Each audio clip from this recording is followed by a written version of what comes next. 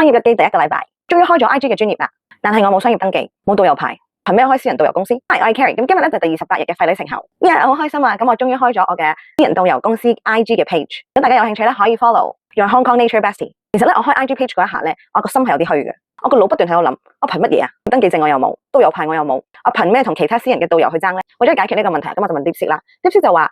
香港商業登記，只要我月入過1萬蚊咧，我先需要商業登記嘅。咁所以我呢一刻係0個客人嘅時候咧，其實我可以依然 run 我嘅 business。而因為呢一刻我係諗住做私人導遊，私人導遊係唔需要導遊牌，所以冇問題啦。我係需要唔同嘅平台幫我 promote 呢個私人導遊嘅生意。咁當然我望咗 Klook、TripAdvisor 啦、Get Your Guide 啦，呢啲咧都係需要商業牌照。咁如果我就諗住搞得咁大，咁當然我就會申請翻個商業登記證明啦。其實我個腦一直都有好多藉口話你未 ready 㗎，你唔得㗎啦，你而家喺呢一刻乜都冇，你點做啊？一個個藉口喺度衝破我個腦袋嘅時候，我停咗一停諗一諗。而家我呢一刻，我只要望住我下一步要做啲咩，同埋我下一步可以做啲咩就已經足夠啦。所謂嘅導遊牌啊、商業登記證明喺呢一刻，其實我未需要住嘅時候，我有啲咩我係需要，例如係做 market research 同埋開我嘅 Instagram page。而呢兩樣嘢咧，我已經搞掂咗啦。其實從來都冇人阻止我開始，只有我個腦袋。廢女成後嘅秘訣係我寧願 PK 我都唔要跪低。